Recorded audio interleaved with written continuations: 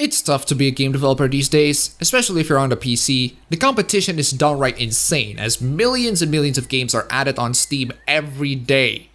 No, really, millions. If you want to be a game developer, you really can't slack off and just throw in a game that is trending for today. You need to figure out the sorts of people who would enjoy your game, understand your audiences, make sure that they're satisfied with your product, and most importantly, understand that certain video games do not act like your typical consumer product. There's an article here from SteamSpy themselves, basically illustrating some interesting statistics. One of them is that when you're talking about certain video game audiences, you need to be aware that with the video games that they're playing, especially when they're multiplayer games, they are creating their own sustaining, self-reinforcing subculture. What do I mean by this? Well, just imagine the competition that League of Legends and Dota 2 are doing. Then you want to make your own MOBA game because, hey, Dota 2 and League of Legends are trending right now. To those game developers who say this, good freaking luck to even get 10 people playing your game. There isn't a market for MOBA games because the players are too busy playing these two games. It's going to be really damn difficult convincing the players of both to go into other MOBA games, except if you're making one in mobile devices, but even then, the competition is still pretty freaking intense. And another example would be Overwatch, which is still booming even to this day.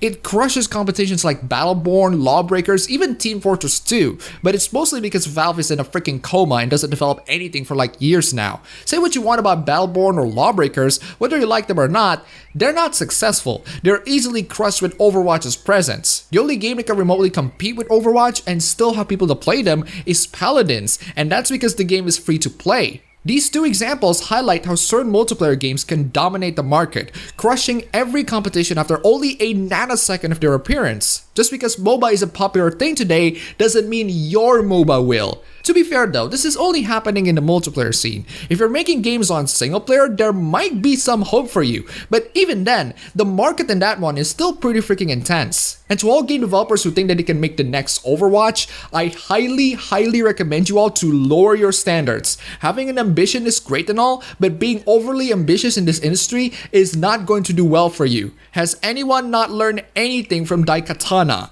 Another thing to consider is the demographic. Gamers are pretty damn diverse. I'm not talking about identity diversity, I'm talking about status and behaviors. Some gamers come from poor backgrounds, some come from rich backgrounds, some only buy 1 or 2 games per month, some buy every AAA game released. Their status will influence their behaviors and vice versa. One interesting thing that I found on the article is that people who play Dota 2, they don't really play other games on average. This could be because Dota 2 is a free game and those who buy other games like Torchlight 2, Rocket League, or CSGO also have other games in their library. And one final interesting thing that the article highlights is that the audience who scour through tons and tons of games, well, they're actually in the minority. How many games do you have in your library right now? Well, if you have more than 100 games, congratulations! You are the 1% because people own 10 games in average. But still, just because you're in the 1% doesn't mean it isn't a large number because there are around 300 million active users total,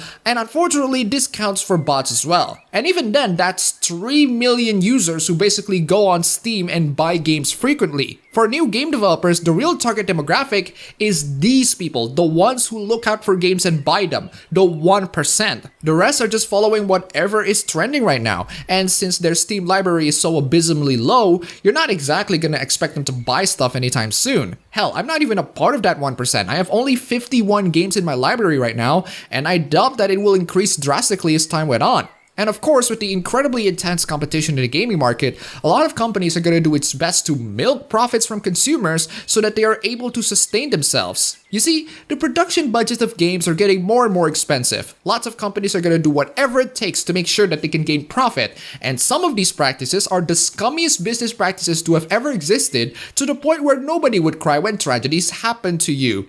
Loot boxes are one of the many ways for game developers to get profit. Now, I don't really mind loot boxes that do not disturb the gameplay in any way, shape, or form.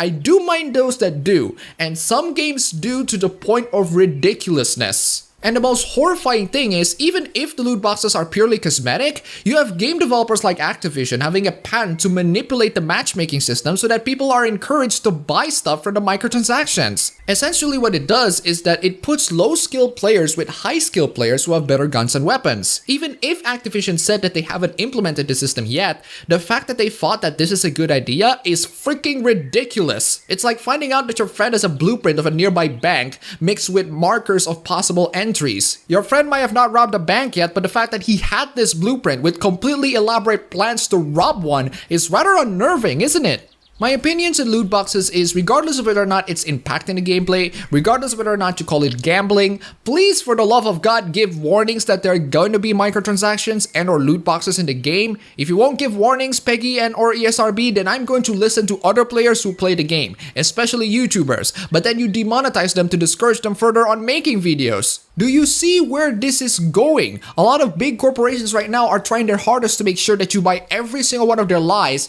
without question, and they do not like any forms of resistance. Once I was called an anti-capitalist for criticizing Activision's attempt on manipulating matchmaking systems to encourage microtransactions, and this fucking bastard had the nerve to mock me for being poor. Unironically. So why are gaming companies continuously make garbage business practices? Well, they are horrendous at planning and investing. They put way too much money on making a certain game to be the next big thing when they could have just lowered their standards and not be overly ambitious with their projects. Too much money being put in marketing is also a great factor that caused this. They think that they're making the next blockbuster when in reality they're just making another installment of mediocre slugs. But thankfully, despite the tough competition that some game developers are willing to rape consumers over, there are game developers out there who just stick into the good old AAA game with hundreds of hours of content. The games in the thumbnail like Persona 5, Breath of the Wild, and Nier Automata are just some of the examples of games with hours of content. A lot of most popular games in 2017 alone are single-player games. Top-selling games on Steam are also populated with quite a significant amount of single-player games. So knowing that people are not going to buy the absolute bullshit that is microtransactions, loot boxes, and various pay-to-win systems being implemented in AAA multiplayer games, what are they going to do? Well, the first step is to mock everyone who doesn't want to be raped by the company. Luke Plunkett, a game journalist, decided to tweet out this wonderful comment. There's this certain toxic, hyper-consumer attitude that permeates gaming. This self-aggrandizing view peddled by consumer advocate YouTubers convincing people who identify themselves as capital C consumers that they and their opinions are the most important things on the planet by virtue of spending money. Yes. Our money is at stake here. We don't want to spend money in useless garbage. That's why YouTubers exist, why they show the games to the world, how they play, or tell people about bullshit practices. That's why big corporations don't like it and just straight up demonetize people who say anything against it. This is the sort of thing that gives opportunity for me to show my Patreon. You can give a middle finger to YouTube's bullshit algorithms and game developers' nonsensical practices by donating $1 in my Patreon, which I forgot to mention last video, but our friend Paulo Munoz has kindly donated to. You are fantastic. Thank you so much. Their entire identity and value wrapped up in the idea of I buy things, which in turn causes them to look at and treat gaming with this hostile, reductivist attitude. Wow. That entire sentence is basically saying, you are not someone whose hobby is gaming. You are a mindless drone who spends money on useless things. The amount of dehumanization here is quite sickening. This is how game journalists view us. Mindless drones who spend money on things. Not human beings who want to enjoy fun by spending their dime in the latest AAA blockbusters or small but powerful indie games. We are not human. We're just mindless drones to them. In a way, I consider the loot box trend as their comeuppance. Oh, you like consuming things? Well, here you go. Have all the consumption in the world. Gobble it up. Spend, spend, spend. That's right, people. We're just mindless drones who just mindlessly waste money on things. We don't value our wallets. That's why we go into gaming YouTubers who criticize bad business practices, read people's reviews and opinions, research the game's quality before purchase, and complain about the gambling nature of loot boxes. This person thinks that loot boxes are done because we're just mindless drones. We're gonna spend money on mindless things. And sadly enough, despite me saying many times that we're not, there's going to be that one idiot with way too much money on their hands, burning it for useless crap, and that idiot is going to dominate the game simply for letting game devs rape his income. They are the true mindless drones. They do exist out there, burning their money and mocking the poor because they can. The only thing I can say is fuck these people. There's no end of irony to be found about people who take pride in their consumption suddenly feeling sick about being treated like walking wallets to be plundered. This environment is the logical conclusion to a vocal community that has tried its self-worth into their purchasing ability.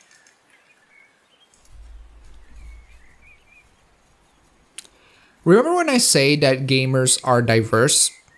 You are conflating the whales, since there's no better term for them, to the average consumer who are complaining about these. I mean, you are in the mindset that since we define ourselves as gamers, that means we're just mindless drones with no agency and humanity who just gobble up and consume games as we see.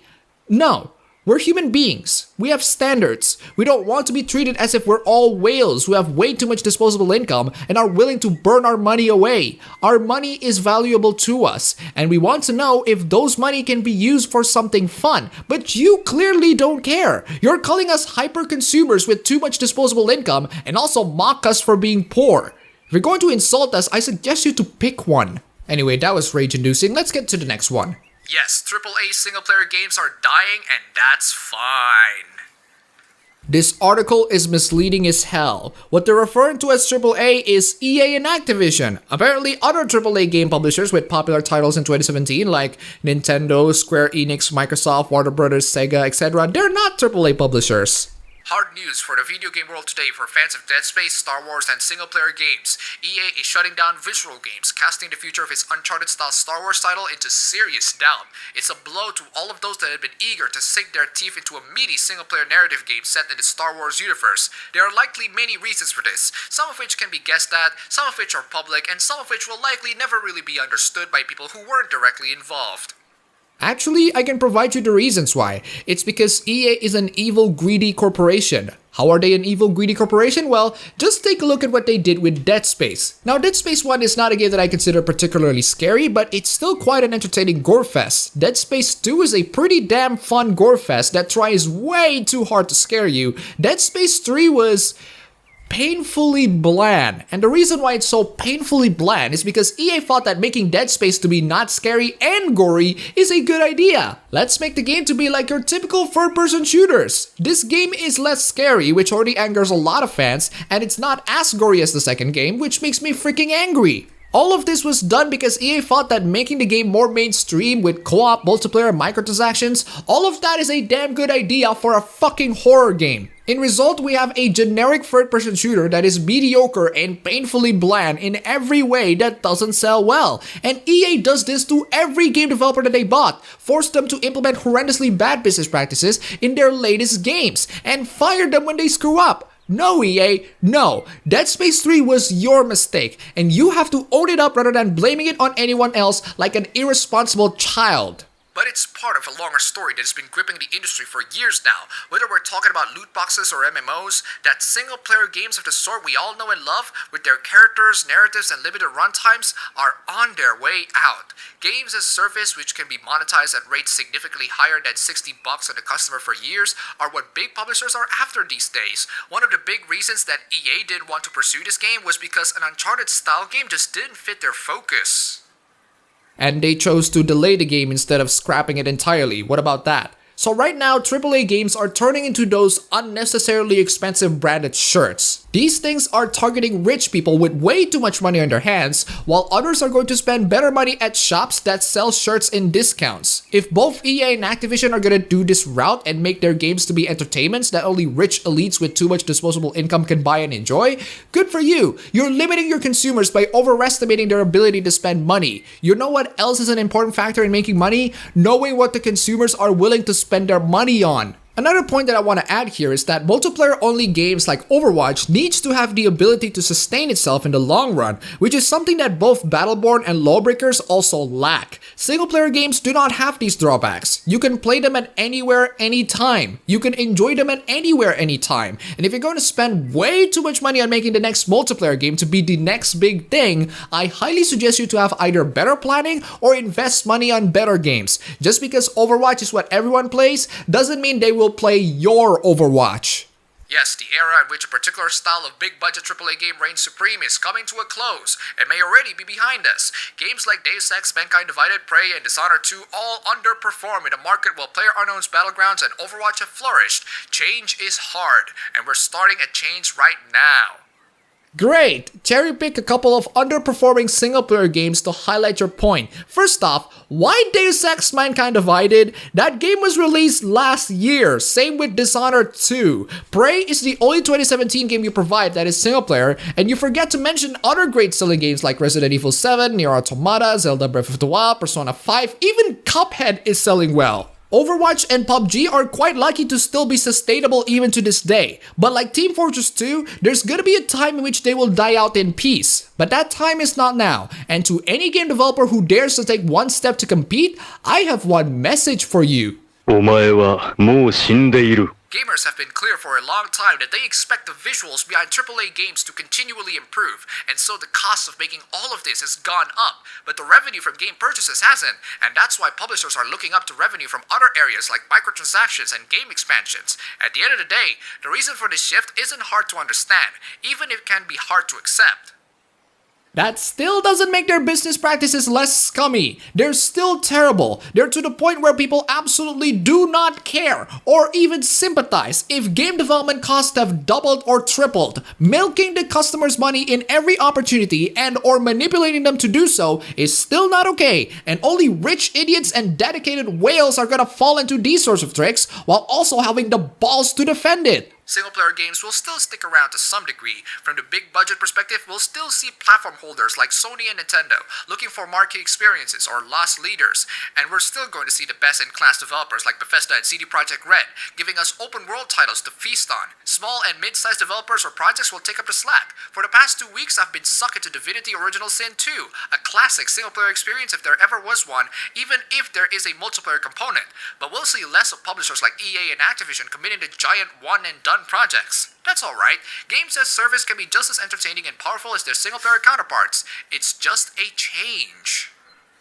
Well, if it's a change, then it's a change that I won't spend money on, even if I sympathize with everything that you do. It's a change that not a lot of people are spending their money on as well. Even if we think that it's fine for EA and Activision to do this, that ultimately means that a lot of gamers will spend absolutely no money at any of their games at all. EA and Activision are just two companies doing loot boxes and microtransactions in their multiplayer games. I'm sure their multiplayer community won't die out real fast. Do you know why we protect single-player games? Do you know why we demand AAA game developers to continue making great AAA single-player experiences? Because they are immortal. You can play single-player games at any time you want, even if you consider games as a service to be something that is as strong as its single-player counterparts. It doesn't have a high lifespan, and give or take, EA and Activision are gonna close their servers in 2 years when their games become unpopular and their stocks are dwindling down because of mind-bogglingly stupid business decisions that they do not take responsibilities of. So in conclusion, are single-player games dying? No. Absolutely not. Just because EA and Activision think that single-player games have no place in the market doesn't mean that they are right. If EA and Activision aren't doing single-player games, well, congratulations. You are going to be subject to the free market, and people aren't going to buy your barely sustainable multiplayer-only garbage. Like I said, a lot of multiplayer games are so great to the point where it doesn't even have to compete. It has created its own market. But just because a first-person shooter multiplayer-only game is popular doesn't mean that your first-person multiplayer-only game will be as popular. That's why people go for single-player, because they are immortal. Multiplayer games are not, which is why game development costs way too much for you. You can't manage your budget, and you throw away too much money in managing the multiplayer components that almost nobody play. As many gamers have said before, the time single player dies is the time where they will stop gaming. So be careful, EA and Activision. They might be absolutely freaking drones who will buy and defend everything that you do, but you're not going to live out of these drones for so long. And if all AAA game publishers are not putting any effort in single player, well, we're going to make the next AA or indie game developers to be the next AAA and just marvel in your slow and painful destruction. How about that?